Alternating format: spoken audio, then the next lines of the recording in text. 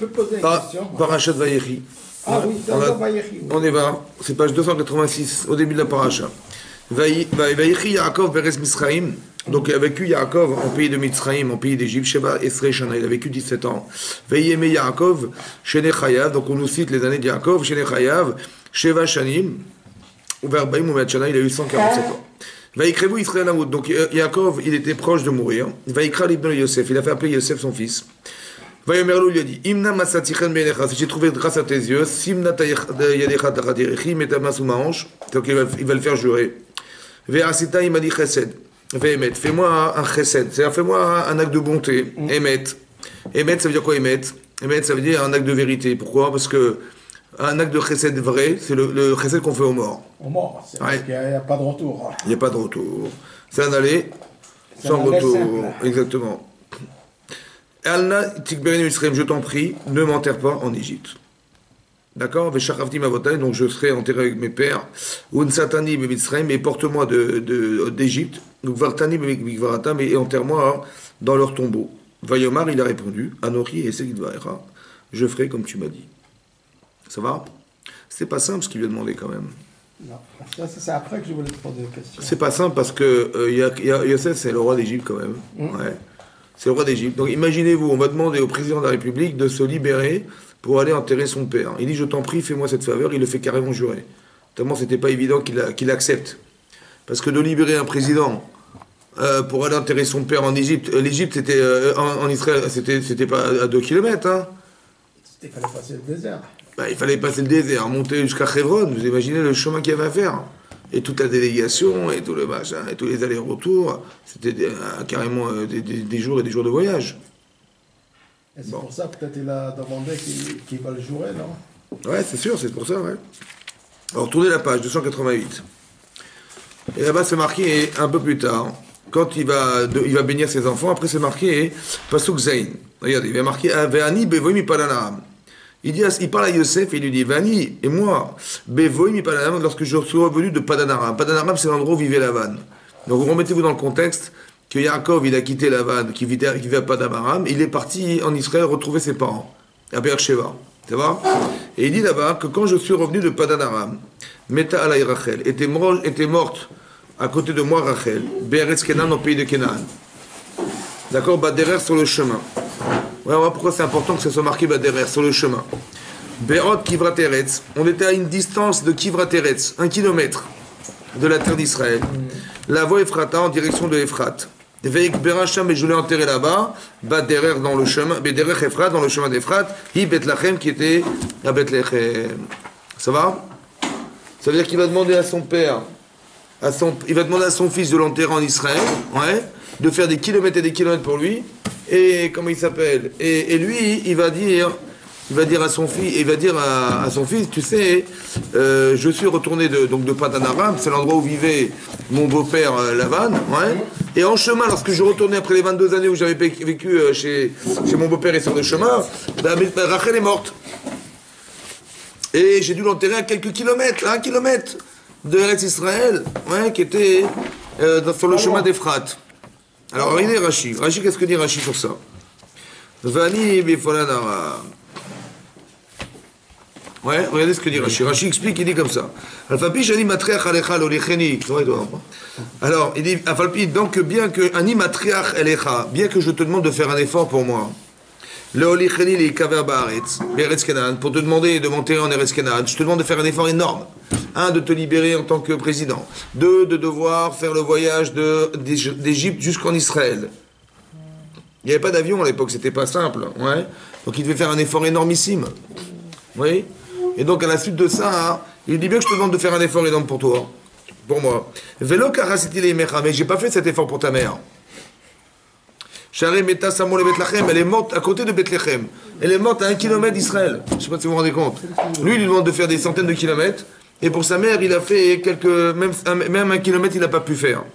Mais Kivrat Eretz, Rachid dit Kivrat Eretz, c'est quoi? C'est Midat Eretz, c'est une mesure. VM Alpaïmama, c'est 2000 amot, c'est 2000 fois 50 cm, 1 kilomètre. Et il lui dit comme ça, Veik Berachem, je l'ai enterré là-bas. Alors Rachid dit comme ça. Vélo Tomar, regardez la première ligne de Rachid à gauche. Vélo Tomar, et ne dit pas, page 288. Velo Tomar, chez Akvo Alaï Gishamim.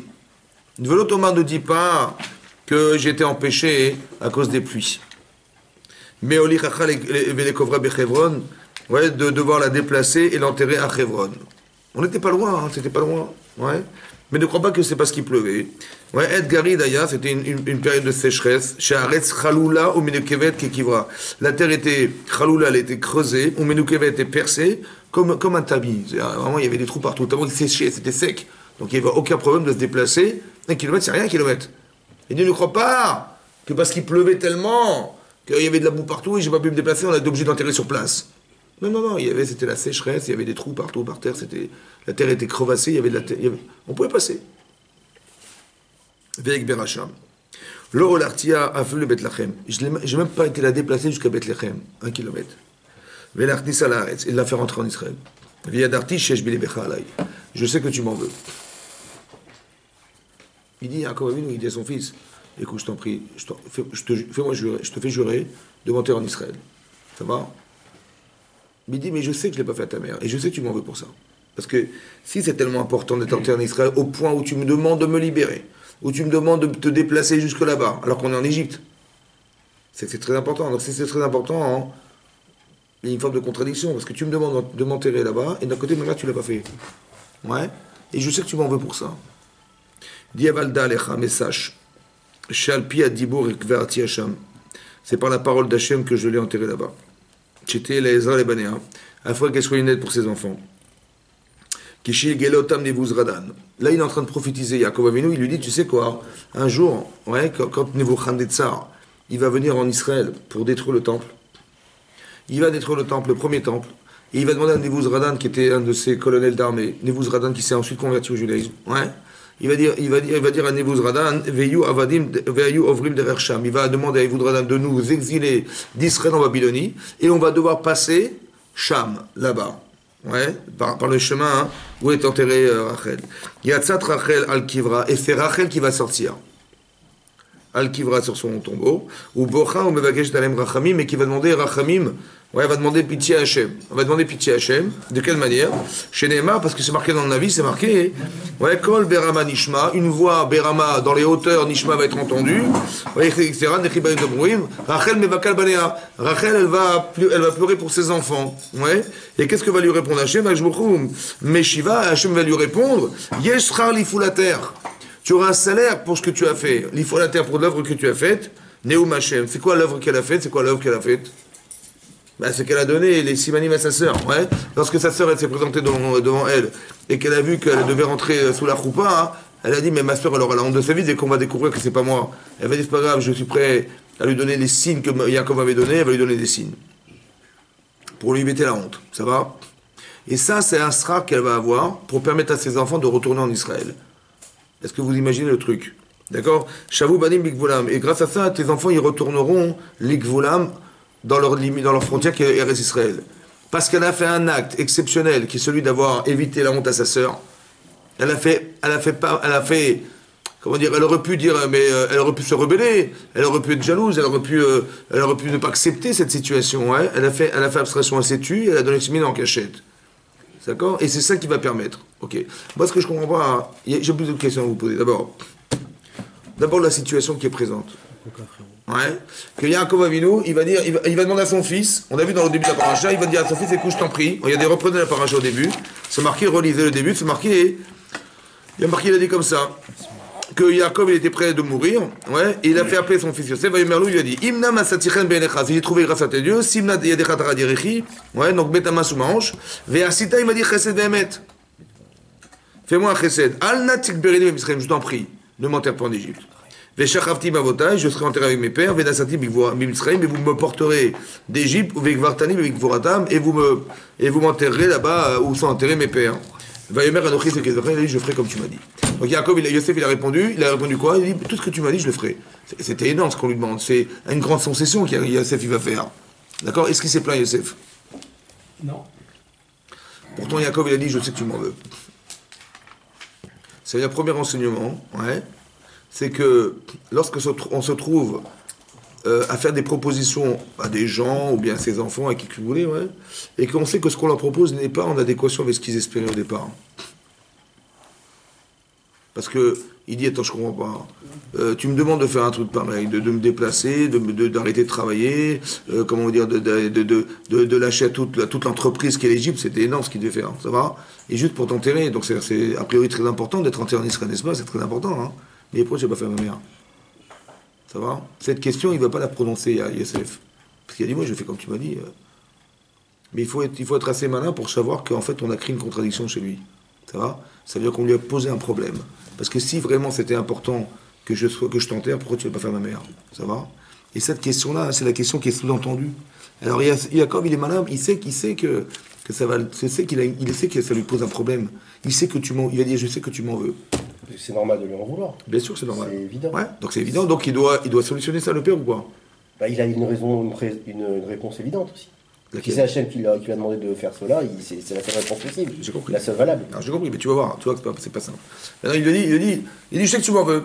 Bon, première chose qu'on apprend ici déjà, c'est qu'il faut être assez subtil pour sentir la souffrance des autres, même si elle n'est pas exprimée.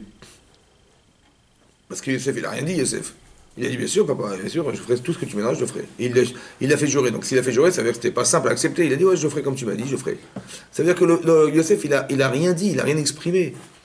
Mais Jacob, il sait que son père, il sait que quelque part, Yosef lui en veut. Parce qu'il lui demande de faire des efforts alors qu'il n'a pas enterré sa mère en Israël. C'est pas normal, tu vois. Mais il va pas lui dire. C'est-à-dire que des fois, par pudeur, on ne dit pas aux gens des choses. Mais celui qui le sait, il doit l'exprimer. Ben, Jacob, il le sait. Il peut pas dire, bah tiens, il est sympa, merci. Ah bah, au moins, mon fils, c'est un grand sadique. Bon, il n'a rien dit, tu vois. Il s'est pas plaint. Non. Il s'est pas plaint, mais il n'en pense pas moins.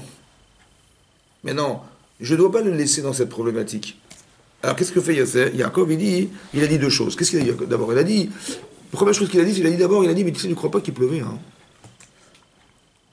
Qu'est-ce qu'il a dit? Il a dit, ne crois pas que j'étais empêché à cause de la pluie. Parce que ce jour-là, il faisait un temps superbe, il faisait très beau, il faisait très chaud. Il n'y avait pas de problème, on pouvait se déplacer facilement. Et après, il a dit, mais sache que c'est Hachem qui m'a demandé de l'enterrer là-bas. Pourquoi? Parce qu'un jour, elle va prier pour ses enfants. Pourquoi c'est Rachel qui doit prier pour ses enfants et pas Léa qui doit prier pour ses enfants? Et pourquoi il va l'enterrer sur un chemin où effectivement il savait pertinemment que les Israël allaient passer là? Et il l'enterrait juste là pour qu'eux ils passent. Et quand ils passeront, elle va sortir, elle va prier pour qu'ils retournent en Israël un jour. Parce qu'elle a fait sa plaidoirie, Rachel. Elle a dit simplement qu'à partir du moment où tu en veux au peuple juif. Mais pourquoi c'est elle? Pourquoi c'est elle? Parce que c'est elle qui a été capable. Qu'est-ce qu'elle est comme femme? Qu'est-ce qu'elle est cette femme spéciale? De ne pas être jalouse par rapport à ça. J'ai compris, mais là on n'est pas a priori dans la jalousie. Il y a quelque chose, avant d'exprimer le fait qu'elle n'ait pas été jalouse, il y a quelque chose de spécial chez Rachel. C'est ça qu'il faut comprendre. Elle a quelque chose de spécial. Son mérite. Hein? Son mérite. Ouais, elle a quelque chose de spécial. Son mérite. Elle a gardé son mérite potentiellement suspendu pour dire à Hachem, grâce à mon mérite, tu l'utiliseras. C'est quoi sa qualité essentielle, Chaim? C'est quoi sa qualité essentielle? C'est le don intégral. Elle pense pas du tout, elle pense pas à. C'est facile. Elle pense pas en conséquence. Elle aurait pu rentrer en conflit avec sa sœur? Bien sûr. N'importe qui. Bien sûr, n'importe qui. Et qu'est-ce qu'elle avait comme qualité essentielle? Elle a dit, je ne veux pas lui faire honte. Est-ce que ça s'est su ce qu'elle a dit? Personne ne savait. Non, c'est en elle. C'est marrant parce que. C'est marrant parce qu'elle va engendrer des enfants. Regardez la différence. Automatiquement, c'est vrai. C'est très intéressant parce que on voit que on engendre ce qu'on est finalement. Je vais vous expliquer. La différence entre l'épreuve de Yehuda et l'épreuve de Yosef. Dans la paracha de Miket, c'est marqué là-bas, hein, dans la paracha, pas de Miket, c'est dans Vayetse, ouais, que lorsque ils vont se rendre compte que Yehuda il a eu tort finalement de vendre Yosef, il va irer de Yehuda Metechav, il va descendre dans l'estime de ses frères, parce qu'ils vont lui dire, mais toi qui étais lucide, tu aurais dû lui dire, mais on va le ramener à la maison, comment on va supporter de voir ton père en deuil comme ça pleurer, c'est pas possible. Donc ils vont lui en vouloir, il va partir. Et lorsqu'il va partir, ouais, l'épreuve de Yehuda finalement c'est quoi? C'est qu'il va devoir un jour reconnaître sa faute, ça veut dire reconnaître qu'il a été avec sa belle-fille, qu'elle est tombée enceinte de lui, et qu'il va en public devoir avouer que c'est lui qui est le père de ses enfants. Je peux te rendre compte du bisaïon. Il va dire, mais ta belle-fille elle a fait znout, elle a eu un rapport avec des hommes, elle est tombée enceinte. Il va dire qu'on la brûle. Parce qu'il a dit on la brûle, c'est une fille de Cohen qu'on la brûle. Et après il dit, écoutez, je vous en prie, celui qui reconnaît à qui appartient le bâton, les tzitzit et la bague, c'est de lui dont je suis enceinte. Je sais pas, t'es Yehuda, tu vois, devant tout le monde comme ça. Elle te fait ça, elle te montre les images. Toi, tu sais que c'est toi. Qu'est-ce que tu vas dire? Est-ce que tu vas dire, ah, J'ai la honte de ma vie. Attends, j'ai quand même pas dévoilé. Donc je vais dire, bah oui, c'est mon bâton, mais elle me les a volés, bien sûr, je vais mentir. Pour ne pas avoir honte. Ouais. Ou bien il va dire l'inverse. Il va dire l'inverse. Ça veut dire qu'on lui a proposé de mentir en public. C'était ça son épreuve. Il va être modé, il va reconnaître. On va dire peut-être que maintenant, avec le recul, on se rend compte que cette épreuve, à quoi elle a servi. Le fait qu'il soit modé devant Tamar, à quoi elle a servi cette épreuve? Ben, elle a peut-être servi à ce qu'il soit modé un jour devant Yosef. Ah oui, d'accord. C'est-à-dire qu'Hachem, il a préparé cette situation pour la pire situation qui est la sienne un jour, qui va être celle de Yosef devant Yosef. Il va dire c'est moi Yosef, il va reconnaître sa faute. Ouais. Mais ça veut dire que ça a appréhendé ça. Mais en tout cas, son épreuve, c'est un bisayon de Barabim. Il a eu la honte de sa vie devant tout le monde. D'accord? Et là, il a été capable de confronter ça et d'accepter qu'il a fait une erreur et que c'est de lui, sont ses enfants et que c'est pas elle qui est en faute. Ça va? Ok. Ça, c'est qui? Ça, c'est Yehuda. Yosef, c'est exactement l'inverse. L'inverse, c'est quoi son épreuve? Il se tait. Hein? Il se tait. C'est quoi son épreuve? L'épreuve, c'est quoi son épreuve? C'est avec la femme de Potiphar. Oui. Mais ça s'est passé comment? En public? Non. Tout en cachette. En cachette, ça veut dire quoi en cachette? Il s'est retrouvé seul avec elle. Tout le monde était parti faire la fête là-bas, faire la Vodazara, c'était le 24 décembre. Ouais. Il est parti faire la fête. Et lui, il s'est retrouvé seul avec elle. Elle lui a dit, viens avec moi et tout ça. Et lui, il n'a pas flanché. Il était gibor. Il était capable de pouvoir résister à ça. Cette épreuve, c'est une épreuve qui est en cachette. Pourquoi il a résisté à une épreuve en cachette? Parce que sa mère, elle a fait preuve de surmonter en cachette. Vous avez compris? On engendre ce qu'on est, c'est un truc de malade. C'est-à-dire qu'elle lui donne un pouvoir, parce qu'elle est capable de faire abstraction d'elle en cachette, et de donner si manière à sa sœur, elle perd tout. Je ne sais pas si vous vous rendez compte, elle perd tout. Mais tout ça, elle le donne à son fils. Ça va? Et ce pouvoir, il l'a maintenant, qu'en cachette, il va pouvoir résister. Et ça, il n'y a pas plus grand Kiddush Hashem que ça. Hein. Parce que là-bas, le Rambam, dans les Chotisot de la Torah, il dit le Rambam. Ouais. Quand il dit il faut être Mekadesh Hashem, il faut faire un Kiddush Hashem, nous, qu'est-ce qu'on croit Kiddush Hashem? Tu dis, moi, Kiddush Hashem, Yom HaTorah. Yom HaTorah, il y a 60 000 personnes qui vont arriver, tu as des stands de partout, les juifs, les machins, les perruques, les machins, les mikvés, les tefilines, voilà, les sefer Torah, voilà, Barabim, voilà, Kiddush Hashem, Barabim, on va dire, c'est un Kiddush Hashem de fou. Ouais. Mais le Rambam, il dit pas ça. Le Rambam, il dit, quand il dit Kiddush Hashem, il donne l'exemple de Yosef. C'est marrant, hein? Ça veut dire que le Kiddush Hashem le plus grand, c'est quand tu es tout seul. Qu'est-ce que tu fais tout seul? Ça va? Est-ce que là-bas tu peux dire, pourquoi je vous dis ça? Parce que là-bas tu peux dire, Yom HaTorah, mais bien sûr qu'on va le faire, bien sûr Kiddush Hashem. Mais c'est quoi qui te motive? C'est Hashem ou c'est Kavod? Tu sais pas, tu as compris? Par contre, quand tu es tout seul, il n'y a que toi et Hashem. Ah, qu'est-ce que tu fais maintenant? Tu as compris? Et bien cette force-là, c'est la force de Rachel. C'est-à-dire que le Nisayon de Yosef, c'est quelque part, alors peut-être que l'idée c'est très fort, ça veut dire comme ça, écoutez bien. Qu'est-ce qu'elle a fait en vérité? Elle aurait pu se mettre elle aurait pu rentrer en conflit avec sa sœur. Elle aurait pu créer une distorsion entre les deux sœurs. Qu'est-ce qu'elle a fait? Elle a fait le shalom. Quand elle a donné ça, elle a créé la redoute. Ouais, et finalement, elle n'est pas en conflit avec sa sœur. Elle est capable de pouvoir se lier avec elle. Ça va? Et finalement, il va épouser deux sœurs. Mais c'est qui crée le lien entre les deux? C'est elle. C'est elle. Qui c'est qui va créer le lien avec Hachem dans le cas d'Israël? C'est elle. Que quand ils vont sortir, parce qu'exilés, ils vont sortir en Babylonie, elle va prier, elle va dire, elle va dire, je t'en prie Hachem, parce qu'ils retournent en Israël. Ouais, Hachem va dire, Yisraël, il fout la terre. Tu auras un salaire pour ce que tu as fait. C'est quoi le salaire? C'est que ce que tu as fait en vérité est la source de la hardoute qui va renaître en Israël, et que par ce mérite-là, alors ils vont retourner en Israël. Comme c'est que ce qui nous distance de la terre d'Israël, c'est la capacité à mitpazer, ça va s'éparpiller. Ouais. Et qu'au final, même quand après on prie tous les jours, que Hachem il va rassembler les Israël pour retourner en Israël un jour, oui. Mais cette capacité de rassemblement, il vient de Rachel. C'est pour ça qu'il l'a enterré dans le chemin. Dans le chemin, ça veut dire dans l'endroit où effectivement il va y avoir une hardoute, et c'est ça qui va permettre à Rachel, et c'est pour ça que c'est Rachel qui prie en particulier, de permettre au clan Israël de retourner en Israël un jour. Ça va? Donc ça veut dire que tout ce qui a été vécu par les Havot, ouais, c'est quelque chose qui est préliminaire à l'existence du clan Israël dans le futur. Et les midotes qu'elles ont exprimées a un sens et qui va permettre à toute clan Israël, parce qu'elle concentre tout en elle, de pouvoir retrouver cette hardoute et de pouvoir retourner en Israël un jour. Ça va? C'est ça qu'elle a dit. Que Yeshra li fout la terre. Et on sait pertinemment que ce qu'ont vécu les Havot, c'est un siman pour les enfants. Ça veut dire que même à la fin des temps, ça va être pareil. Alors d'où on sait comme ça, c'est à la fin des temps. Alors regardez. Dans la paracha un peu plus tard, c'est marqué comme ça. Regardez, page 292, on est au début du Pérek même tête. Vous avez vu? C'est marqué Vaïkra Yaakov el Banav. Yaakov, il a appelé ses enfants. Vayomer et Asfou. Il leur a dit et Asfou, rassemblez-vous. Ve'agid alachem, et je vais vous dire, et Tacher Ikra etrem, ce qui vous arrivera, Bachet Ayimim à la fin des temps. Yikapsu Vishimou. Regroupez-vous et écoutez, Béné Yaakov, enfant de Yaakov, Shimou l'Israël, écoutez Israël, Avichem votre père. Voilà. Alors il a dit Shimou, Béné Yaakov, écoutez les enfants de Yaakov et Israël. C'est marrant. Il a dit écoutez vous les enfants de Yaakov, votre père Israël. Et on sait qu'il y a une différence entre Yaakov et Israël. La différence c'est que quand il y a la Shrina qui réside sur lui, il s'appelle Israël, et quand elle réside pas sur lui, il s'appelle Yaakov. Ça va?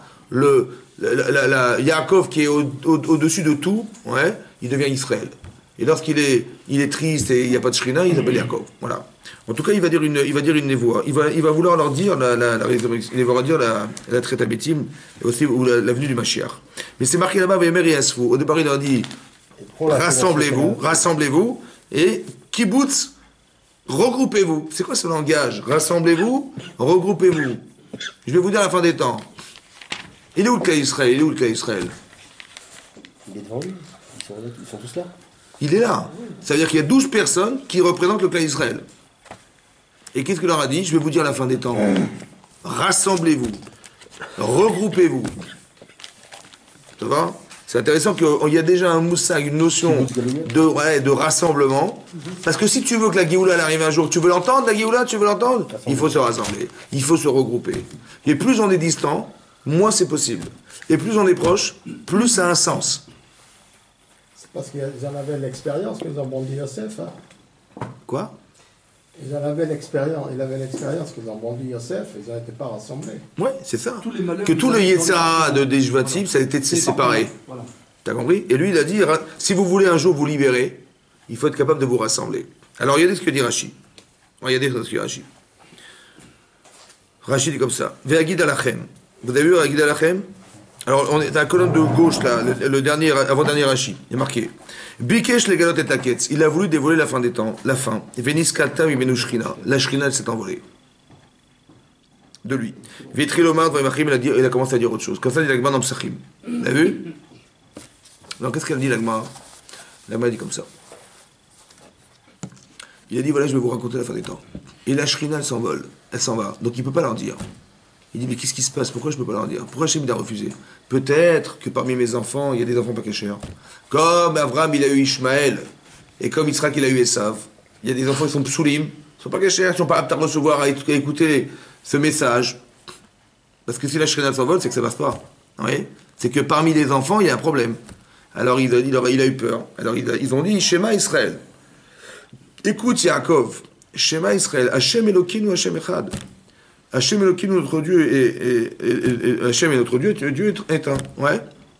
Il a la même manière, dit l'Agmara, la même manière que toi tu penses que Dieu est Echad, alors nous aussi on pense que Dieu est Echad. Et là-dessus, il a dit Baruch Shem Kivod Malchuto Baed.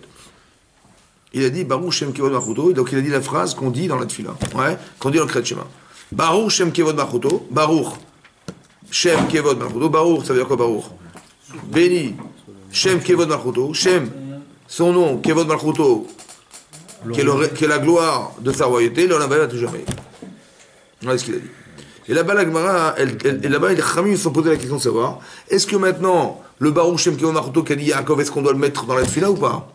Quand nous, on va écrire la Tfila, on va dire le schéma, ouais, après le tir, on dit schéma. Mais est-ce qu'on doit mentionner Baruch Shem Kivod comme Yaakov il l'a dit, ou bien il ne faut pas l'écrire parce que c'est pas marqué dans la Torah? Dans la Torah, c'est marqué nulle part, Baruch Shem Kivod. Alors, est-ce qu'on le met ou on ne le met pas? Alors, la Gemara, elle a conclu en disant, on va l'écrire, mais on le dira à voix basse.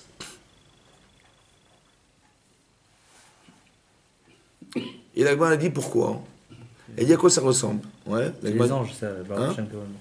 Oui, mais la Gemara, qu'est-ce qu'elle dit? La Gemara dit à quoi ça ressemble? Elle dit comme ça. C'est comme une princesse.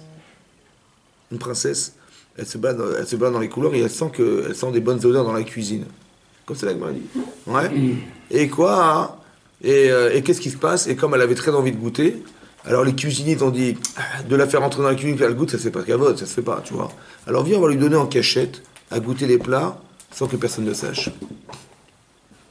Ici, le fait de dire à voix basse Baruch Shem Kivod Malchuto, c'est comme si on voulait nous faire goûter quelque chose sans que personne ne le sache.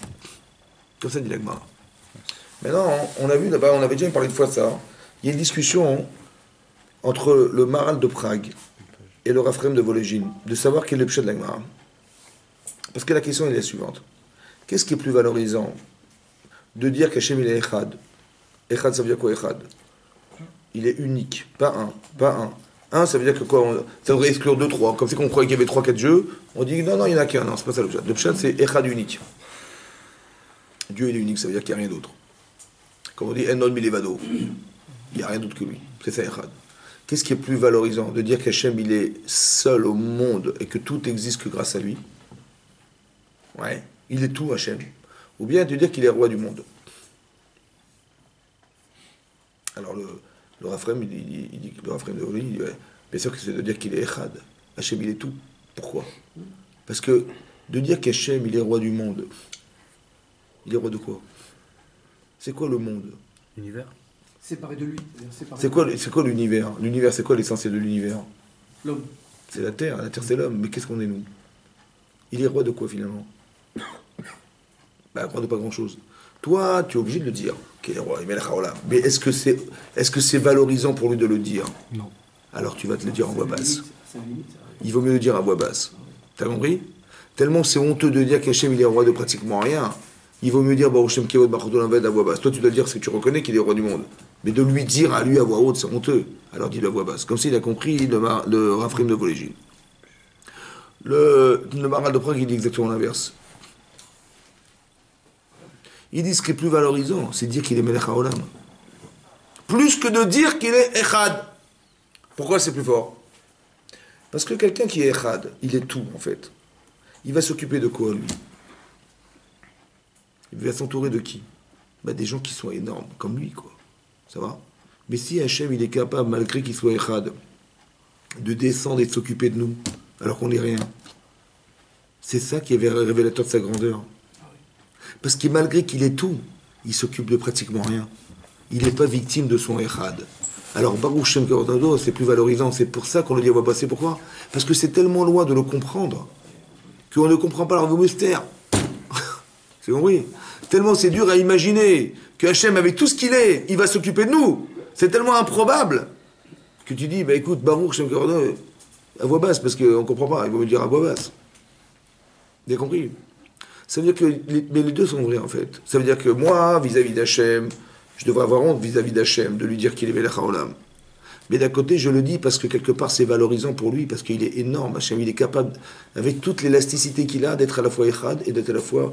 Il s'occupe des plus grands et des plus petits. Il est au plus haut niveau de tout et il n'est pas victime de son Echad. En général, les gens, quand ils sont de hautes personnes, quand des hautes personnalités de grande intelligence, ils ne vont pas se rabaisser à s'occuper des petites personnes. Ça va? Hachem, il s'occupe de ça. Ça veut dire qu'il est à la fois Echad et à la fois il s'occupe de rien. C'est ça la doute. Dans le jour de Kippour, qu'on dit à voix haute, alors ça veut dire deux choses. D'après le Maral de Prague, on commence à comprendre parce qu'on est comme on peut comprendre que Hachem il puisse s'occuper de nous. Ça va? D'après le Raphaël de Volégine, on n'est rien. À Kippour on est quelque chose. Tu vois, on est comme des anges, donc on peut comprendre. Et d'après l'autre, il dit on peut comprendre qu'Hachem il soit capable de s'occuper de nous parce que quelque part on est dans le jour essentiel. Mais les deux sont vrais, vous avez compris que les deux sont vrais. Seulement un il parle du regard que j'ai d'Hachem et l'autre il parle de la fonction que je lui donne. Mais les deux sont vrais. Et je le dis à voix basse parce que un, j'ai honte de lui dire, et deux, je relève que quelque part c'est tellement énorme ce qu'il est par rapport au fait qu'il soit capable de s'occuper de nous. C'est tellement énorme. Comment d'être tout à la fois, c'est contre la conception humaine ça. Alors je dis, comme je ne le comprends pas, je préfère le dire à voix basse. Tu vois, j'ai honte de dire. C'est ça, de sentir des mets qui sont bons dans la cuisine, mais de dire, mais je vais les manger en cachette.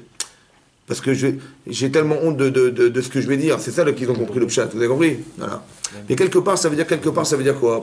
Ouais, qu'il a voulu leur dire la fin des temps. Mais il a dit, rassemblez-vous, concentrez-vous. Ouais, regroupez-vous. Comme si que c'était pas possible. Mais qu'il fallait pouvoir l'entendre, il fallait pouvoir se rassembler. Il y a deux choses à comprendre ici. La Shrina, elle s'envole. Finalement, il va les bénir ou pas? Mais c'est une névoie, ça. Comment ça fait qu'elle est partie, elle est revenue? S'il ne méritait pas, s'il méritait Bémet de recevoir la bracha, alors qu'elle reste la bracha. Ouais. Pourquoi tout à coup la Shrina, elle s'envole? Qu'est-ce qui s'est passé entre les deux? Peut-être le fait de tant qu'on n'est pas capable dans la vie de se rassembler, ouais, d'avoir conscience que c'est nécessaire, comme si que c'était une provocation à un rassemblement que de dire qu'au départ, il y a une forme de potentialité parce qu'on est tous présents, mais est-ce qu'on est vraiment ensemble? Alors il faut l'avouer, il faut le dire. Et tant qu'on n'a pas dit qu'on est ensemble, alors il y aura toujours cette problématique de se rassembler. C'est pour ça que la Shrina, elle s'envole, parce que la Shrina, elle ne vit pas avec un potentiel. Elle veut faire qu'on soit capable de pouvoir vivre cette expérience et de pouvoir se rassembler. Tu vois?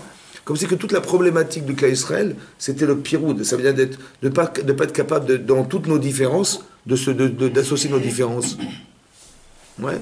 C'est ça qu'il a dit. Mais si la Shrina s'envole, c'est que c'est pas possible. Mais pourquoi Hachem, il n'a pas dit la fin des temps? Parce que c'était pas nécessaire de savoir, tellement c'était, a priori, d'après le Zohar, c'était tellement loin la fin des temps, que les gens qui l'auraient vécu, ils auraient perdu confiance.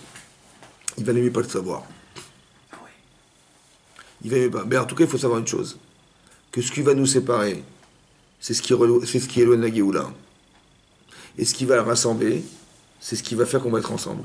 Parce que la Gola, c'est quoi la Gola? C'est l'exil. Et c'est quoi la Géoula? C'est la délivrance. Mais c'est marrant, c'est les mêmes lettres. À la seule différence, c'est le Aleph. Aleph, c'est Hachem. Aleph c'est Hachem ou Aleph c'est Echad. Il faut qu'on soit Echad. Il faut qu'on soit Echad.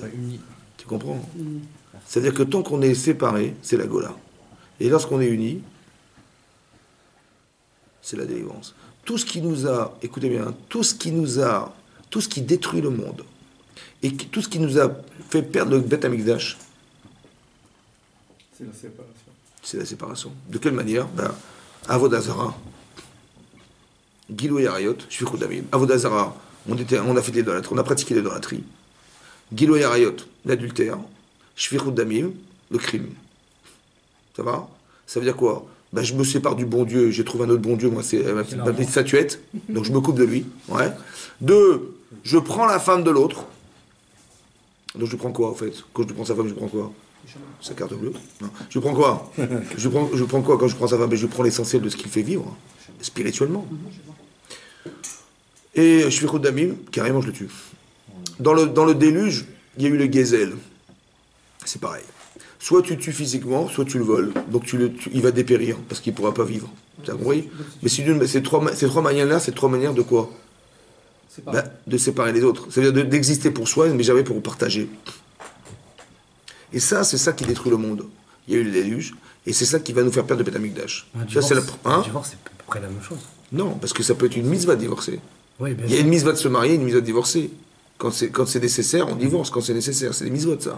Mais là, c'est pas une mitzvah d'aller prendre la femme de l'autre, c'est pas une mitzvah d'aller le voler, c'est pas une mitzvah de le tuer. Mais on voit que la personne, lorsqu'elle vit de façon égoïste, où elle pense que le monde lui revient, alors elle est capable de prendre la femme de l'autre. Mais les trois parties, ça regroupe on va dire l'idolâtrie.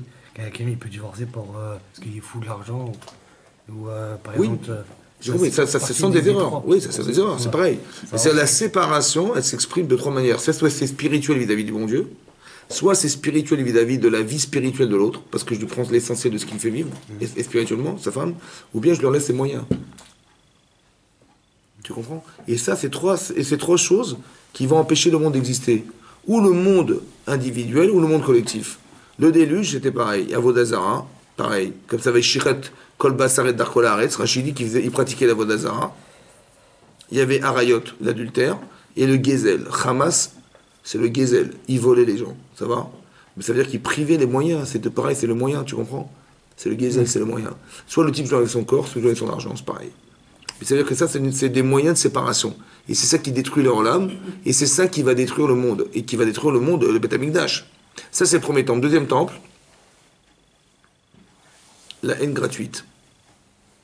C'est plus subtil, la haine gratuite. C'est quoi la haine gratuite? La haine, si c'était justifié, ça aurait été moins grave. C'est fou, hein? Mais c'est gratuit. Ça veut dire que c'est pas parce que tu m'as fait du mal que je te haïs. C'est parce que tu es différent et que cette différence, elle me dérange. Vous avez compris? La haine gratuite. Cette haine gratuite, ça veut dire qu'on va se séparer parce qu'on ne comprend pas nos différences. Vous savez, la véritable conflit, la véritable difficulté, c'est quoi? C'est de constater nos différences, mais de conjuguer nos différences. D'accepter la différence, ouais, et de vivre avec de façon harmonieuse. C'est ça qui est problématique.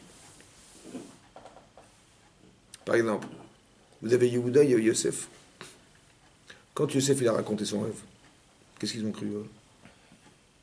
Et tu vas régner sur nous, tu vas nous gouverner. Il faut. Et il faut. Donc c'est qu'il a un langage, vous allez vous prosterner à moi. Voilà. Une fois c'est des gerbes, une fois c'est les étoiles, vous allez vous prosterner. Mais qu'est-ce que tu vas comprendre là-dedans? Yehuda il se prosterne. Yosef, tout le monde se prosterne à lui. Donc qu'est-ce qu'il a compris? Ils ont compris évidemment qu'il va se prendre pour le roi d'Israël. Donc qu'est-ce qu'ils vont décider? Le vendre. D'abord ils voulaient l'assassiner, après ils l'ont vendu, etc. Mais tout ça, ça vient de quoi? Ça vient d'une interprétation. Évidemment, à 99%, il s'est pris pour le roi d'Israël. T'es sûr à 100%? 99%. Yehuda se prosterne. Mais dans quelle situation où tu vas imaginer que Yehuda va se prosterner? Tu vois? Il a dit, je vous en prie, écoutez ce que je vais vous dire. Shimoda, écoutez, je vous en prie. Mais pour écouter un truc pareil, je vous invite pas à écouter ça. Il va y avoir la sinatrinam. Ça veut dire qu'il y a quelque chose qui dérange. C'est gratuit, en fait. C'est ce que la Torah dit, en fait. La Torah dit, il y a eu de la sina, la haine. Mais il faut comprendre, il faut mettre des pincettes, parce qu'il faut comprendre que tout ce que la Torah dévoile, c'est pas forcément des choses qu'on sait. C'est des choses qui sont cachées. On prend des décisions qui, psychologiquement, ne se comprennent pas, mais elles se comprennent intellectuellement parce qu'au fond de moi, j'ai un problème et que je veux solutionner, et que c'est ça que j'exprime par des actes. Mais c'est pas forcément des actes pensés qui sont légitimes parce que je le sais.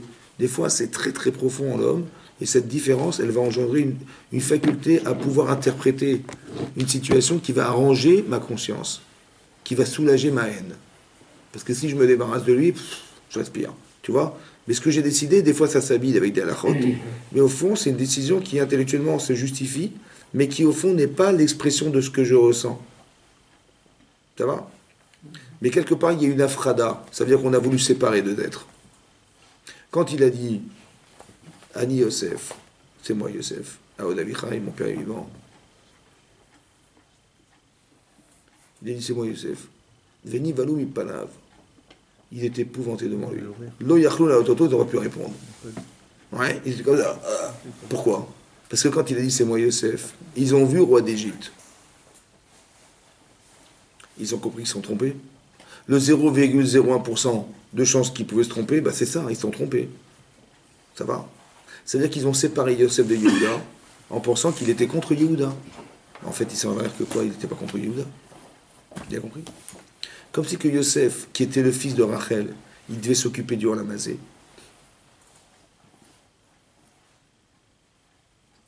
Comme Rachel, elle s'occupe du Olamazé. Elle s'occupe voilà, on existe, c'est elle qui va prier. Tous nos problèmes existentiels dans ce monde, c'est elle qui les solutionne. L'essentiel de la maison de Yaakov, c'est Rachel. Et donc c'est pour ça que c'est elle qui intervient. Donc le fils de Rachel, c'est lui qui va s'occuper de la parnassa de ses frères. Vous avez compris ou pas? Et Yehuda, il va s'occuper de la royauté, du côté spirituel, de la royauté d'Israël. La Shrina, elle va résider grâce à lui. Ouais. La différence entre ces deux personnages, c'est quoi? C'est que Yaakov, il a eu deux styles d'enfants qui se distinguent par Yehuda et qui se distinguent par Yosef. Mais Yosef, il est devenu par lui-même. La différence entre Yehuda et Yosef, c'est quoi? C'est que Yehuda, il est roi d'Israël. Donc il est roi justifié parce que le clan d'Israël existe. Yosef, il est roi de lui-même. C'est par lui-même. Vous comprenez que lui-même, tout seul, il s'est battu tout seul. C'est un symbole, Yosef. Mais tout seul, il est devenu ce roi, tout seul. Les dissionotes, les machins, il s'est battu. Il est passé par la prison, par tout ce qui lui est arrivé. Mais malgré tout, il a résisté à tout ça, mais par lui-même. C'est pour ça qu'on dit que Yosef, c'est Tzadik et Sodolam. Ouais. Est-ce que c'est contradictoire avec Yehuda? Ou c'est complémentaire? Ça veut dire, écoutez-moi bien. Dans ta vie, tu dis, tiens, on est un groupe de personnes, on est le clan Israël. Mais deux fois, dans la vie, tiens, je dis, purée, j'aurais tellement voulu... ce rave-là, il me dit, j'ai envie de ressembler à ce rave, j'ai envie de ressembler à celui-là. On aspire à une personne. Comme dans la paracha de la semaine prochaine, on verra que Vayamot Yosef, il est mort Yosef, Vekol Echav, et tous ses frères, et toute la génération a disparu. Est-ce qu'un tzaddik meurt? Non. Alors pourquoi on dit qu'il est mort Yosef? Vous savez pourquoi? Parce qu'il est mort dans leur tête. Il n'est jamais mort. Vayamot Yosef, c'est-à-dire que le symbole que représentait Yosef, qui était la fierté de Israël, a disparu. Mais pourquoi on est fier de lui? Pourquoi on a cité Yosef?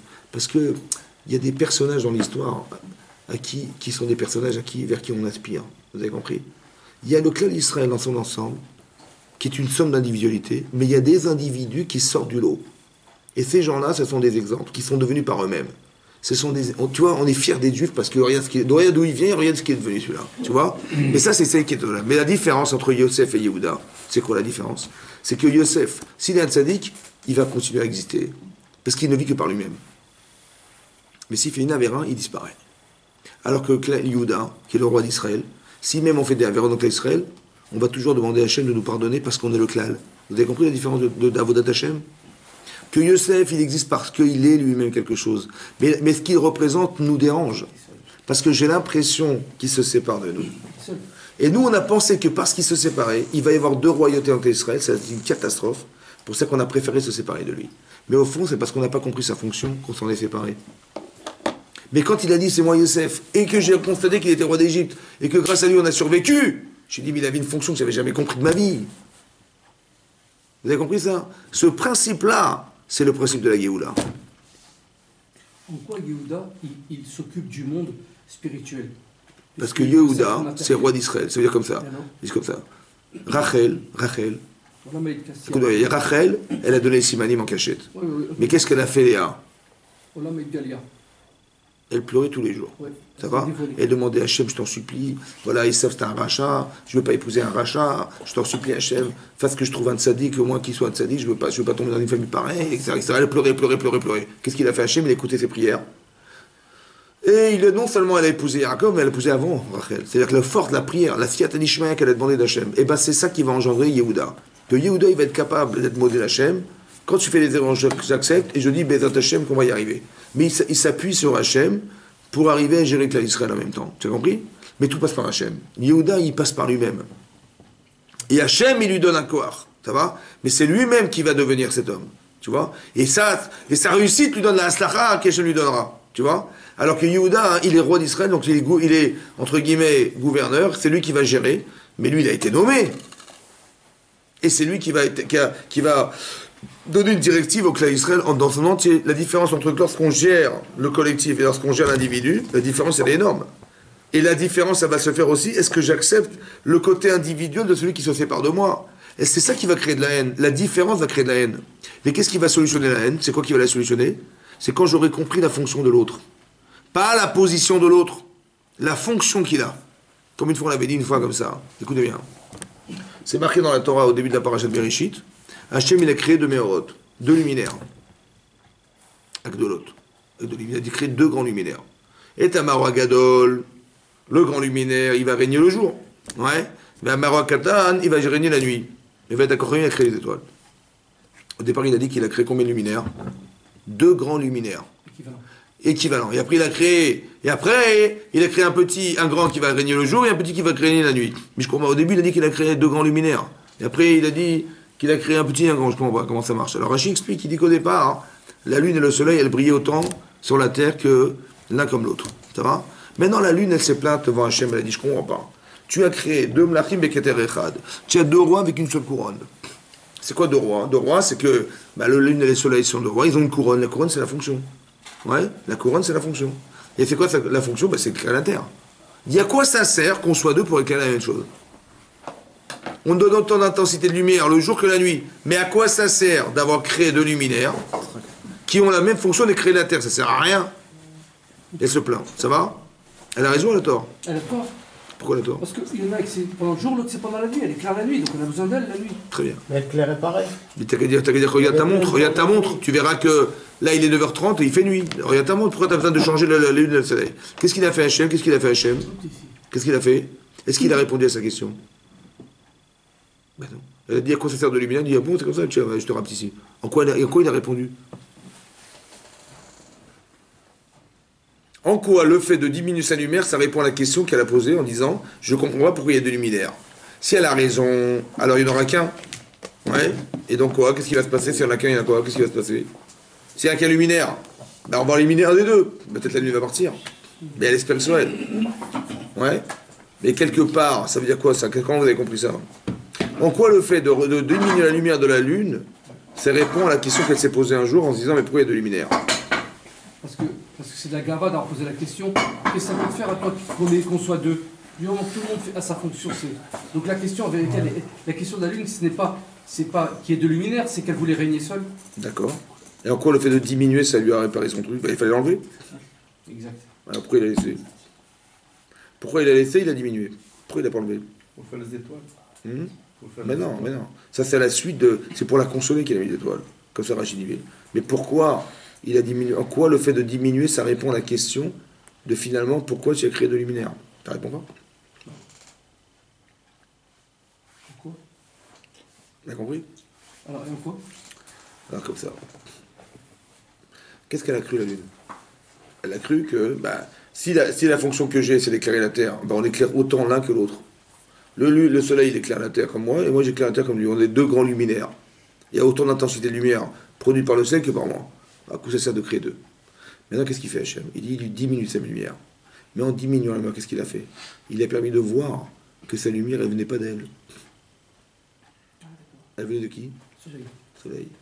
Elle a dit, Hachem, il dit comme ça. Il dit, en fait, toi, tu réfléchis la lumière, et le Soleil, il produit de la lumière. Hachem, il voulait qu'il y ait un réflecteur, et qu'il y ait un projecteur et un réflecteur. Et dans la vie, ça sera toujours comme ça. Il y aura toujours quelqu'un qui donnera et l'autre qui réceptionnera. Mais c'est pas grave, parce que même celui qui réceptionne, il donnera. Vous avez compris? Moi, j'ai cru au départ que ma fonction, c'était d'éclairer la Terre. Non, ta fonction, c'est de projeter de la lumière. Mais de quelle manière? En la réfléchissant. Tu as compris? Mais ça, je ne me suis pas rendu compte au départ, parce que moi, je crois que la lumière venait de moi. Parce que je vois que je produis autant que l'autre. On projette autant que l'autre. Lui, je vois sa lumière, et moi, je crois que c'est comme lui. Parce que je vois que là, le résultat, c'est la Terre qui est éclairée par moi. Mais j'ai dit, mais t'as pas compris. Il faut que je t'enlève de la lumière pour que tu vois que la lumière ne vient pas de toi. T'es de la pierre, toi. Tu as compris? Ça veut dire que quand on a compris la fonction des gens, est-ce qu'on est jaloux maintenant? Donc quand est-ce qu'on est jaloux? Quand est-ce qu'on est haineux? Quand on croit qu'on est égal. T'as compris? Plus on est différent, moins on est jaloux. Et plus on est proche de voir qu'on est pratiquement égal à l'autre, et plus on va rentrer de la haine. Plus on est différent, moins on est haineux. Et plus on est proche, plus on crée, on va pas comprendre qu'est-ce qui nous sépare. Pourquoi il a plus que moi alors qu'on est pareil? Ce principe, il est marqué dans l'eau. Dans l'eau, c'est pareil. Vayavdel Elohim. Hachem, il a séparé Ben Amaïm, entre les eaux, chez Me'al Araka, qui était au-dessus du firmament. Les Maïm, chez Mitachat Araka, qui était en dessous du firmament. Et là-bas, le Midrash, il dit qu'en séparant le deuxième jour de la création du monde, l'eau, on a créé la marloquette. On a créé le conflit. On a créé le Gehinam, dit le Midrash. Pourquoi c'est en séparant deux éléments identiques qu'on crée la marloquette? Et pas Vayavdel Elohim ben Aor ben Achosher, que quand Hachem il a séparé la lumière de l'obscurité, il n'y a pas de problème. Pourquoi c'est en séparant deux éléments communs que là il y a conflit? Mais quand tu allumes les soleils, il n'y a pas de conflit. Pourquoi?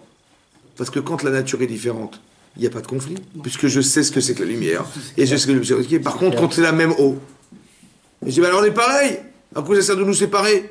Tu comprends ou pas? En fait, on n'est pas pareil. On est pareil dans la nature, mais est-ce qu'on est pareil dans la fonction? Parce que la fonction de l'eau qui est dans le ciel, c'est pour alimenter la terre, et la fonction qui est de l'eau sur la terre, c'est pouvoir se déplacer dans l'eau. C'est pas la même fonction. Quand tu as compris la fonction, tu as un problème. Mettez-vous ensemble, dit Hachem. Rassemblez-vous, ça veut dire comprenez vos différences. Mais comprenez, mais pas que vous savez la différence qui va créer un conflit entre vous. Parce que je dis, mais pourquoi Yosef il est beau, pourquoi il est riche, pourquoi il est intelligent, pourquoi il est machin? Et nous, on n'a pas ça, nous, alors on n'est pas privilégiés comme lui. Ça va créer de la haine, tu vois. Mais cette haine, elle va créer une différenciation qui va nous séparer.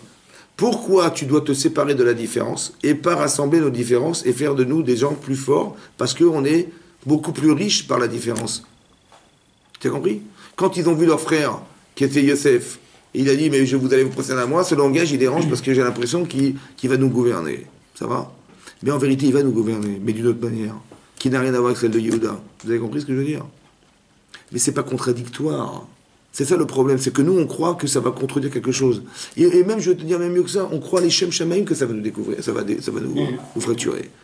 Parce que les enfants de Yosef, Yaakov, c'est des tzadikim. Vous avez compris? Ça veut dire qu'on va penser, sincèrement, hein, que Yosef, il va créer la pagaille. Donc ils vont mieux qu'on s'en sépare.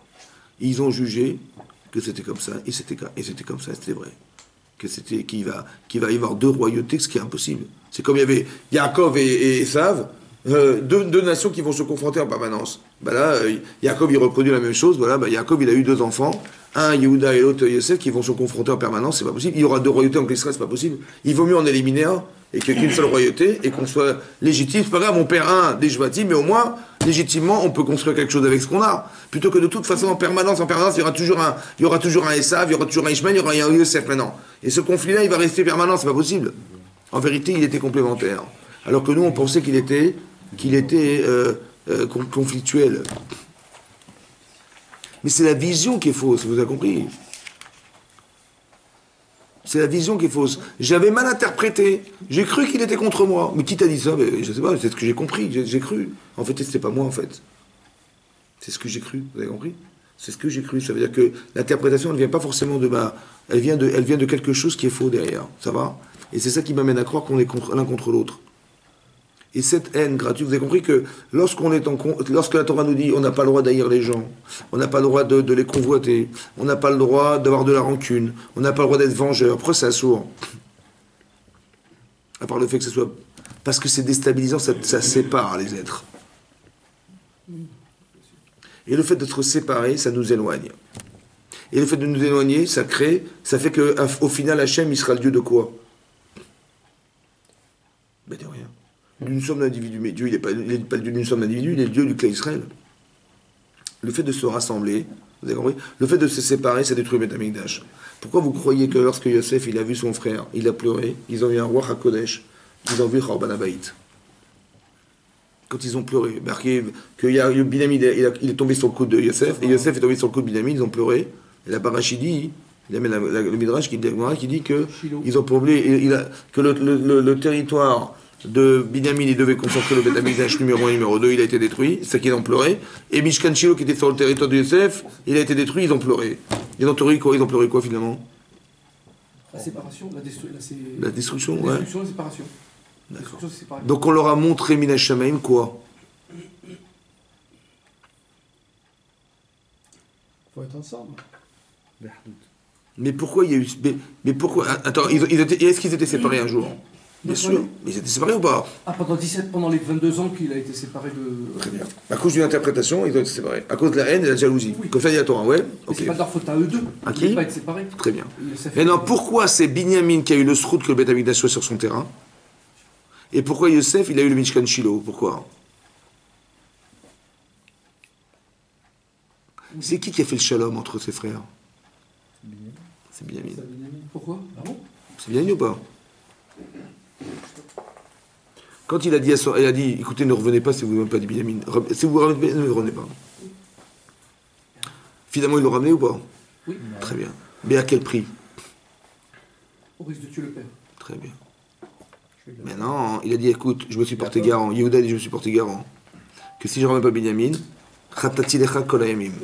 j'aurais fauté toute ma vie, ça veut dire, l'olamazé, l'olamabash, je perds tout. Oui. Il a fait une plaidoirie devant Yosef, il a dit, écoute. J'ai dit à mon père que je devais le ramener. C'est pas grave, moi je serai ton évêque. Mais laisse-le partir, parce que comment je vais pouvoir retourner en Israël seul et voir mon père dans cette souffrance et je ne l'aurais pas ramené son fils, je ne pourrais pas supporter. Tu vois? Il a dit quoi? Tu ne pourras pas supporter? Il dit je ne pourrais pas supporter. Et à part ça, Nafsho, Kshorah Nafsho. Sache que l'âme de mon père, elle est attachée à cet enfant. Hein. Ça veut dire qu'il a perdu déjà Yehuda, il a perdu Yosef, il a perdu sa femme.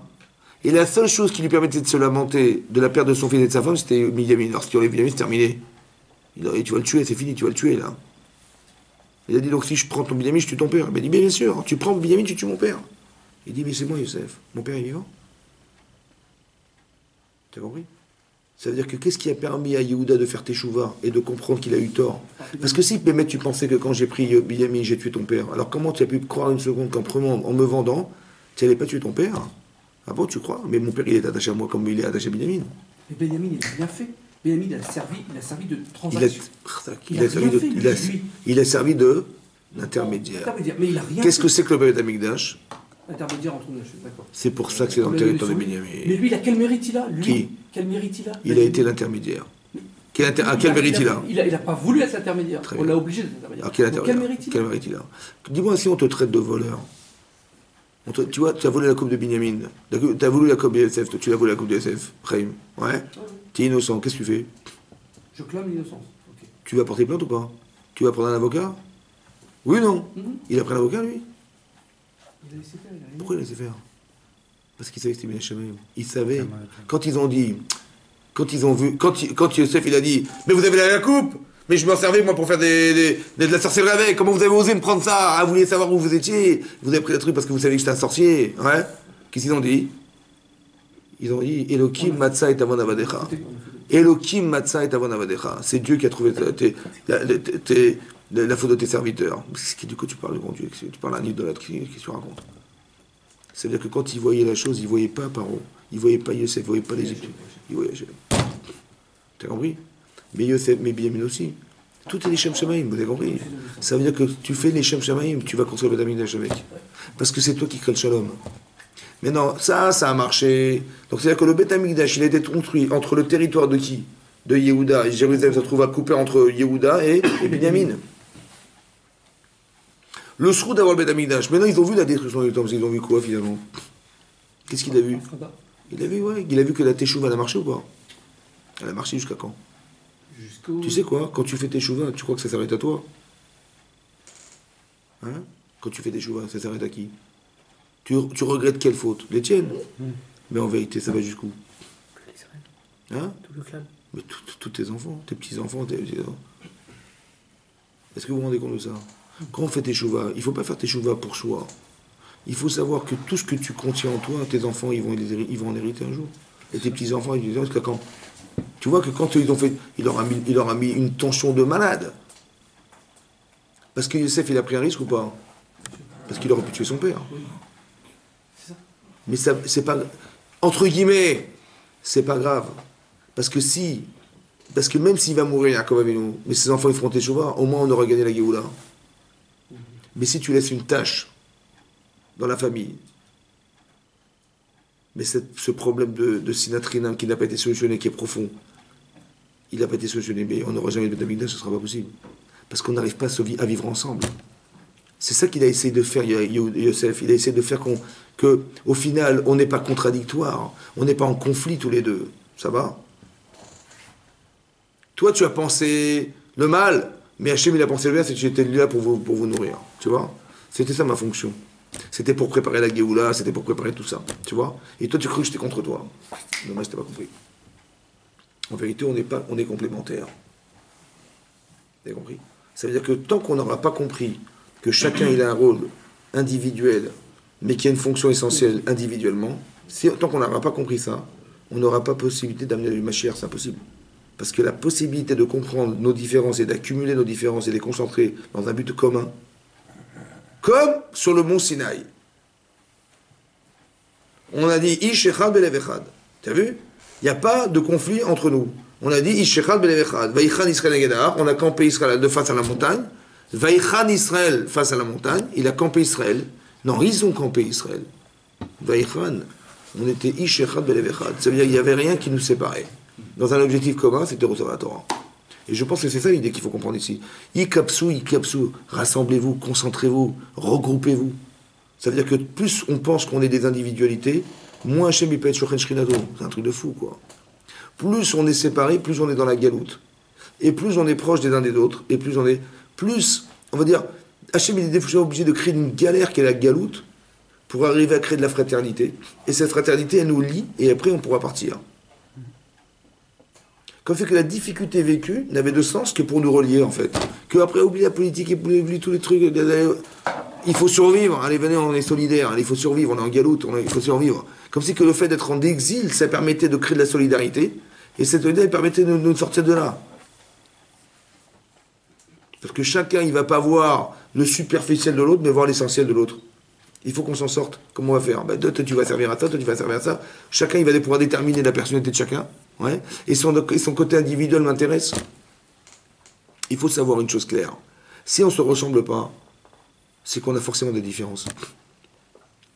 Mais non, nos différences, elles ne doivent pas se cultiver dans le conflit, dans se dire, tiens, bah, c'est dommage, si on était tous égaux, on était tous pareils, ça aurait été super. Non. Si la vie est pyramidale, si la société est pyramidale, si la constitution du classement est pyramidale, il y a le Meller, il y a le Kohen Gadol, il y a les Kohanim, les Lévim, les machins, tu vois, c'est pyramidal. Il y a une base très large, et après ça monte en fonction des fonctions. Ouais. Mais c'est une pyramide. Ça veut dire chacun constitue une pierre de la pyramide. Mais laquelle pierre tu vas enlever? Mais si tu enlèves une seule pierre, mais la pyramide, elle s'écroule. Vous avez compris ce que je veux dire? Chacun, il a un rôle différencié, mais chacun est essentiel. On n'a pas le droit de dire, tiens, lui, il sert à rien, l'autre, il sert à un truc, à quoi ça sert? C'est pour ça que le racisme n'a pas de place. Parce qu'il dit, mais non, il faut que les types ils soient blonds, yeux bleus, avec un nez comme ça, machin. Voilà, c'est ça, la race aryenne. On est des bons à rien. Vous avez compris? C'est ça qu'il aurait fallu qu'on soit. Il dit, bon, tout ce qui n'est pas ça, toi, t'es noir, t'es japonais, t'es chinois, t'es machin, tu dégages. Mais pourquoi Hachem a créé la différence? Quelqu'un qui croit pas en Dieu, il va faire une sélection. Mais si Hachem a créé la différence, c'est qu'elle a un sens, la différence. Parce que monsieur qui a vécu en Afrique extrême, il a une personnalité, il a un message, il a une histoire qui doit prendre des choses. Et l'autre qui vit au Japon, l'autre qui vit en Chine, et l'autre qui vit en Russie, c'est les machins, ils ont chacun une expérience de vie qui doit t'enrichir. On a 600 000 personnes qui ont reçu la Torah. Il y a 600 000 explications à la Torah. Agmar dit, Bekeshem, de la même manière que Partsoufem Shonot, on a des visages différents, car Deotem Shonot, même la pensée est différente. On a une perception qui ressemble à notre visage. Ça veut dire, tu vois d'une certaine manière qui n'est pas la mienne. Alors plutôt que de dire, ben moi j'ai ma façon de voir, et je laisse la tienne de côté, l'autre la tienne de côté, c'est dommage. Parce que tu as une façon de voir qui n'est pas la mienne. Tu as une logique qui n'est pas la mienne. Pourquoi je ne m'enrichirais pas de ta façon de voir? Pourquoi l'éventail qui pourrait être le tien et le sien et le machin, je ne pourrais pas m'enrichir avec et voir d'une façon différente dans ma vie différente? Pourquoi on ne sera pas capable de partager pour pouvoir s'enrichir dans la façon dont on a de voir différemment? Pourquoi? Mais c'est toutes ces faces-là, c'est les facettes d'Hachem, en fait, vous avez compris? Pourquoi ne pas voir, de façon... Vous savez, des fois, ça va très loin, parce que des fois, on a des questions dans la vie. Mais des fois, la réponse, elle est chez lui. Elle est chez l'autre. Mais si le type, il n'est pas dans la Torah, l'autre, j'aurai jamais la réponse. J'ai le devoir d'être dans la Torah et dans le Tzaddik, c'est pourquoi? Parce que la vie, ce sont des vases communicants. On doit partager, on doit communiquer ensemble. Et des fois, ma réponse, elle dépend de l'autre. Et l'autre, il n'est pas capable de me répondre parce qu'il n'est pas en adéquation avec soi. Ou bien ma réponse à moi, que j'ai à vous donner, et je ne peux pas vous la donner parce que je ne suis pas en adéquation. C'est dommage, tu as compris. Soyez ensemble, Yaakov. Et à ce vous, rassemblez-vous. Kibbutz, soyez concentrés, regroupez-vous. Parce que chacun a besoin de l'autre. À la différence de ce que je croyais, que l'autre, il me dérange, il me fait de l'ombre. Vous avez compris? Ça va créer de l'animosité, de la jalousie, Mais c'est dommage que tu ne regardes pas de façon fondamentale. Pourquoi tu ne regardes pas la fonction qu'a Yosef, qui est différenciée de celle de Yehuda? Pourquoi tu regardes la facette des choses, la face des choses? Tu dis, l'orgueil, l'audace, il ose te dire, comment il nous parle, comment il ose faire. On dit, bon, il est en faute, c'est sûr qu'il est en faute, c'est pour ça qu'il va devenir esclave. C'est vrai. Mais pourquoi tu vas regarder la façade? Tu vois de façon superficielle, tu vois de façon extérieure. Essaye de voir de plus en plus profond. Il faut essayer de comprendre qu'il a une fonction différenciée. C'est comme tu vois Esav et tu vois Yaakov. Tu dis, à qui tu veux ressembler? Tu vas ressembler à Yaakov. Mais non, mais Esav, il a un rôle. C'est pour ça qu'on ne peut pas avancer dans la tchouva si on n'est pas tous ensemble. Ah, mais c'est sûr. Et même des fois, Hachem nous envoie des personnes. Parce que des fois, un éclairage, il va dépendre du personne. C'est pour un tchikoun, pour réparer ce qu'on a. Tu sais, des fois, dans les shiurim, une fois, ça m'a fait rire, parce que je donne un shiur, tu vois, il y a une dizaine d'années, une quinzaine d'années, et j'ai parlé 2 minutes du Shabbat, tu vois, 2 minutes, je dis, voilà, Shabbat, faut chomer Shabbat. Et le type, il vient la semaine d'après, il me dit, vous savez, Rav, je travaillais chez Mercedes et tout, j'étais pas chômeur Shabbat. Et je travaille Shabbat. Et je dis voir mon patron, je lui dis, écoutez, c'est fini, je travaille plus Shabbat. Il me dit, il n'y a pas de problème, on va s'arranger les trucs. Ça veut dire, t'as dit un mot, ça change sa vie. C'est un truc de fou. Et des fois, ça dépend de quelqu'un. Il faut être un chaliard. Mais on est tous des shluchim. T'es tous chaliard de quelque chose. Mais de voir en rien, avec rien. T'as dit un mot, ça a changé sa vie. Et cette opportunité-là, on doit tenir compte. On doit comprendre que derrière, ça a un sens. Mais si on est séparés, quelle valeur on a? Si la sinatrinam nous sépare, Hachem il est Dieu de rien, essayez de comprendre ça. Et donc s'il est Dieu de rien, quand il sert le Beth Amikdash, ça sert à rien, donc on a détruit le Beth Amikdash. Il ne sert à rien, parce que le Beth Amikdash n'est qu'un repère de relationnel entre Hachem et nous. Donc si on n'est pas capable de vivre ensemble, à quoi il sert le Beth Amikdash? Ça sert à rien. C'est pour ça qu'on dit souvent, c'est pour ça que le Midrash dit, que si le Beth Amikdash n'a pas été reconstruit, c'est comme si on l'avait détruit. Mais comment tu peux détruire ce qui n'est pas construit? Parce que s'il avait été construit, on l'aurait détruit, parce qu'on n'est pas entier. Vous avez compris? Comme si il manquait quelque chose. Et ça, c'est très important que ce discours il passe, parce que malheureusement, c'est ça il faudrait qu'on arrive à comprendre un peu plus la valeur des autres. On va d'aimer son prochain comme soi-même, c'est d'apprendre à aimer comme on s'aime soi-même. Apprendre à aimer les gens, qu'est-ce que tu apprécies chez toi? Ben, c'est ça que tu aimes chez toi, c'est ce qui fait ta valeur. Mais si tu sais déterminer ce qui fait ta valeur et de laquelle tu es fier, et tu aimes ce que tu es, eh ben essaie de retrouver ça chez les autres. Essaie de retrouver ça chez les autres et de les aimer comme tu t'aimes toi-même, de faire cette recherche personnelle, ouais, et d'apprécier chez toi ce qui fait de toi un être spécifique. Et ben essaie de le découvrir chez l'autre. Alors qu'en général, on fait la chenard, on veut se mettre en valeur, et donc on est obligé de dénigrer la personne en face de soi, ou bien, c'est compris. Mais pourquoi c'est dommage que on soit dans une perspective de destruction de relations, alors qu'on aurait dû chercher la valeur essentielle qui détermine la différence. Et c'est ça sa force à l'autre, tu vois. D'aimer comme je m'aime. Ça veut dire d'aimer l'autre comme je m'aime moi-même. Mais qu'est-ce que quelqu'un qui s'apprécie pas, il pourra pas aimer les autres. Quand je dis, mais c'est pas normal, l'autre il a plus que moi, il a plus que moi, il est plus grand que moi, il est plus riche que moi, il est plus beau que moi, il est plus beau. Donc tu t'apprécies pas. Mais c'est parce que t'as pas été chercher ta différence. Pourquoi tu t'es comparé dans ce qui n'est pas comparable? T'as compris?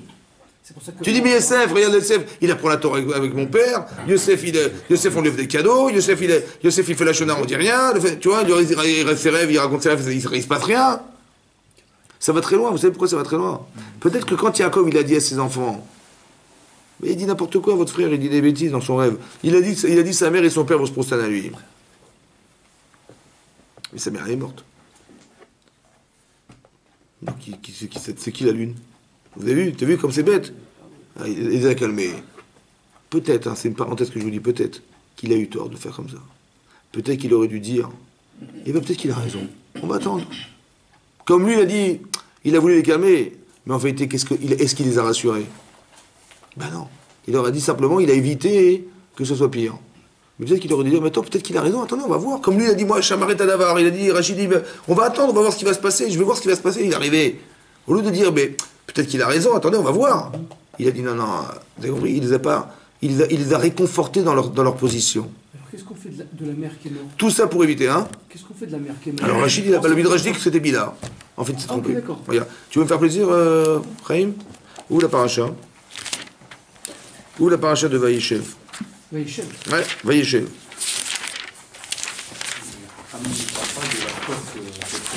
Ouais, je sais, mais moi je dis peut-être que ça, c'est un reproche qu'on pourrait lui faire parce qu'au lieu de soulager, il les a réconfortés dans leur position. Non, il fallait peut-être pas dire non, il fallait dire peut-être qu'il ne sait pas, peut-être qu'il a raison. C'est pour ça que Ahava et Echad, c'est la même gématrie. Exactement. Ouais. Regarde ce qu'il dit. Pardon, c'est un paracha de. Ouais. Voilà. Regardez page 214. Vous avez trouvé la page 214? Il s'appelle El Aviv. Donc il a raconté son père, il a raconté son rêve à son père, rêve à ses frères, Abo Aviv, et son père l'a grondé. Vayemerlo, il lui a dit, Ma chalom hazeh asher chalamta, c'est quoi ce rêve que tu as rêvé? Ouais, c'est pas sur Gyud là. Avo, ani veimecha, on va venir moi et ta mère, ve'achecha et tes frères, l'ishtarvot lechartza, et se prosterner à terre devant toi. Oui? Midi, ta mère, elle est morte. Oui, non. Regardez, il y a marqué, regardez, Pasuk Yud, vous avez avec moi? C'est l'avant-dernier verset. Mais là, il y avait marqué Asher Benyamin déjà, là. Oui, il était né, il avait 9 ans. 9 ans, il avait 9 ans. Regarde. Asher Chalamta. Regarde, Yaakov. Regarde, Asher Chalamta, Avon Avot. Tu vois ce pasuk? Il dit le rêve que tu as rêvé. Nous, on va venir, ta mère et moi, ouais. Vous avez vu Asher Chalamta? Vous avez vu Asher Chalamta? Par quelle lettre il se termine Asher Chalamta? Par quelle lettre? Asher. Après, il y a quoi? Chalamta. Chet. Après.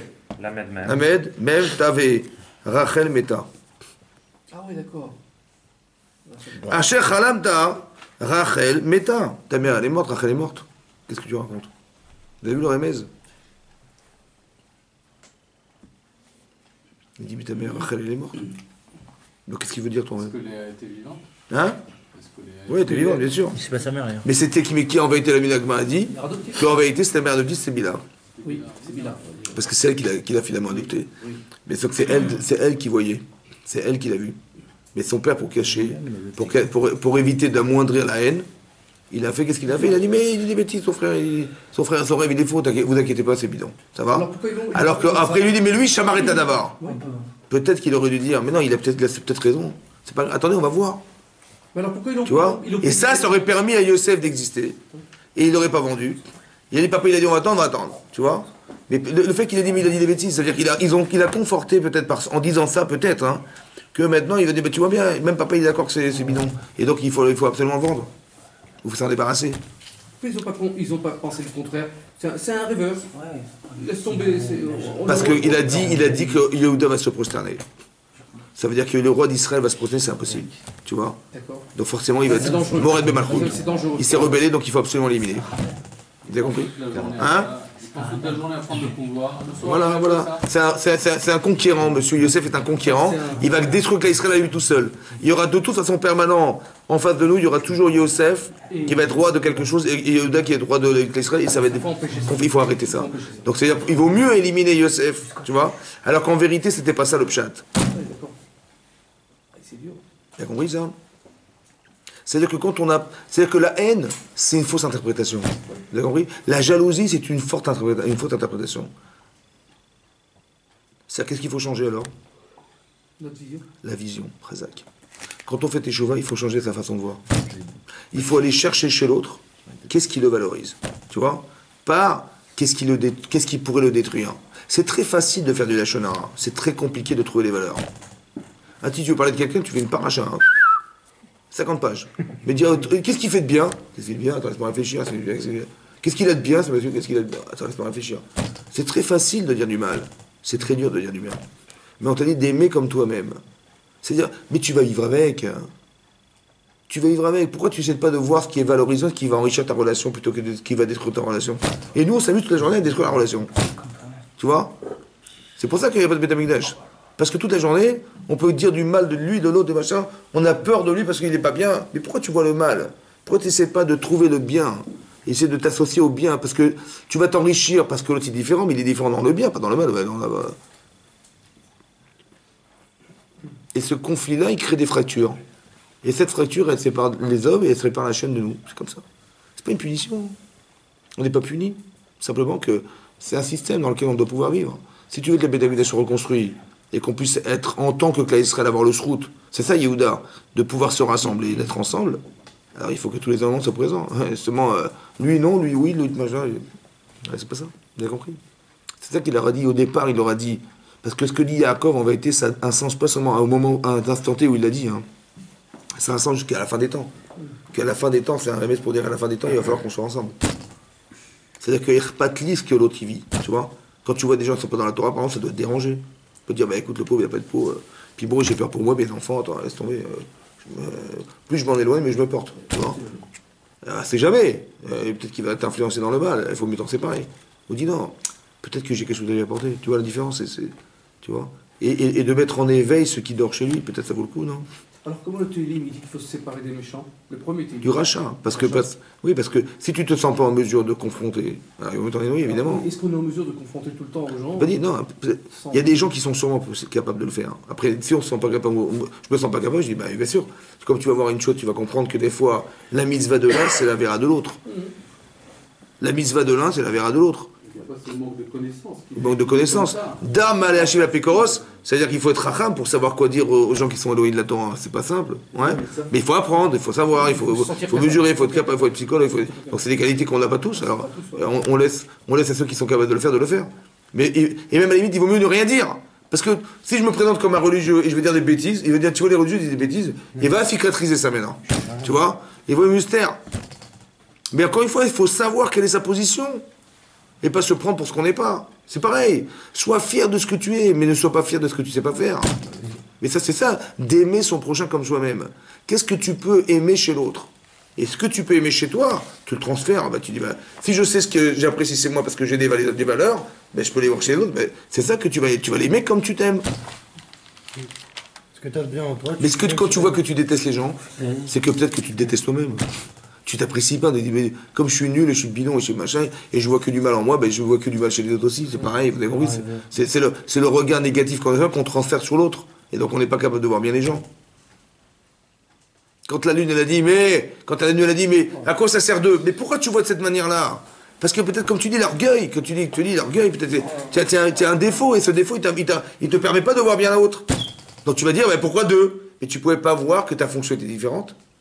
Mais j'ai pas envie de la voir, parce que je ne peux pas la voir. Parce que moi, je me vois pas bien. Comment tu veux que je vois bien les gens? Donc je vois que forcément, comme j'ai des lunettes où je vois que du mal, tu vas voir que du mal. Alors on en revient à la même question qui est la suivante. Si Yaakov offre la tunique à Yosef, pour souligner cette différence de Yosef, il souligne encore plus la différence entre les frères et donc l'antagonisme. C'est-à-dire qu'il ne laisse pas... À la lecture, le problème peut être comme ça. Quand tu mets l'accent, il faut t'assurer que les enfants vont le comprendre comme tu l'as exprimé. Mais si tu penses que ça peut créer un conflit, soit tu le fais pas, soit tu l'expliques. Mais il faut jamais se contenter de croire que les enfants, ils vont comprendre comme toi. Donc Yaakov a fait toi, Yaakov s'est trompé. Alors. Bien sûr, ce qu'il m'a dit, Michel Ben Abadi, mais il a fait une différence. Mais c'est-à-dire qu'il faut arrêter de croire que les enfants, ils vont comprendre comme toi tu l'as pensé. Tu as exprimé un acte. Il faut te préoccuper de la lecture que l'enfant il a de ce que tu fais. Et pas de dire, mais moi je peux m'expliquer, il a rien compris, c'est pas grave, quand il grandira, il comprendra. Non, t'as pas le droit de faire ça. Parce que quand tu crées ça, tu crées pas seulement un conflit personnel avec tes enfants, c'est tu crées un conflit entre les enfants. Vaïrou et Chav qui c'est eux qui ont vu la différence. C'est-à-dire que lui, il pouvait s'expliquer, Jacob, il dit, mais moi je sais pourquoi je l'ai fait. Mais je sais que toi, tu sais pourquoi tu l'as fait. Mais est-ce que tu crois que tes enfants, ils l'ont compris comme toi? Ils voient pas la même chose que toi. Ils n'ont pas les mêmes repères. Ils ont l'impression que papa, il nous a dénigrés. Mais il me dit, mais c'est pas ça, c'est pas ça que je voulais faire. Je dis, oui, mais c'est ce que tu as laissé apparaître. T'as compris? Voilà, c'est ce qu'ils ont compris. T'as pas le droit de montrer ça. Donc il faut que tu comprennes. Il faut que tu te mettes à la mesure de ce que les enfants vont comprendre. Il faut que tu comprennes tes enfants et que tu sois capable de réfléchir, pas comme toi tu penses en tant qu'adulte, mais comment ils vont le comprendre en tant qu'enfant. Tu vois? Donc tu dois devenir un enfant. T'es comme ça, obligé. Obligé. Ben oui, t'es obligé. Parce que si tu réfléchis pas comme l'enfant, si tu dis, mais si tu comprends pas que des fois ils ne voient pas exactement de la même manière que toi, ben tu vas créer des conflits avec tes enfants, mais c'est pas. Et tu verras que cette séparation, elle va se créer par logique de l'enfant. Donc tu es obligé, toi, de rentrer dans la logique de l'enfant.